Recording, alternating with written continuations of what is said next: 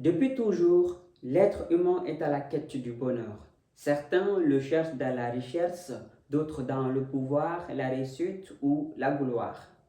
Pourtant, plus le monde progresse, plus une question demeure. Pourquoi tant de personnes qui semblent avoir tout ne parviennent pas à trouver le bonheur?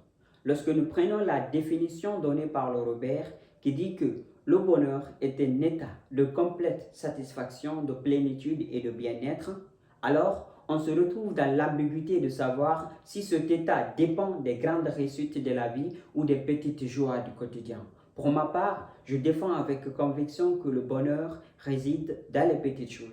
Cher jury, je m'excuse, mais nous confondons souvent réussir sa vie et réussir dans la vie. Pourtant, le fait d'avoir un diplôme, d'acheter une voiture ou de devenir célèbre ne garantit pas forcément un cœur apaisé.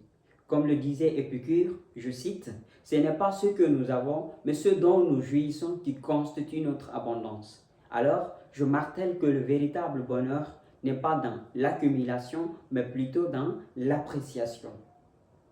Car à force de vouloir tout avoir, nous finissons parfois par oublier d'être. Et c'est là tout le paradoxe. Les biens, ils remplissent nos maisons, mais ils ne remplissent pas toujours nos cœurs. Alors, que vaut une gloire si personne ne partage nos joies? Que vaut le succès si l'on a perdu la paix intérieure?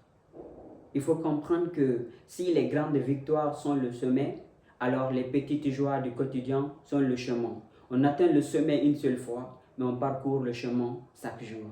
Alors, il est temps qu'on arrête de croire que le bonheur se trouve à l'arrivée, car le vrai bonheur, il marche avec nous. Il se cache dans un sourire, dans une salutation, dans un repas partagé, dans un mot d'encouragement. Comme le disait Confucius, le bonheur n'est pas au sommet de la montagne, mais plutôt dans la façon de la gravir. Fin de citation, je vous remercie.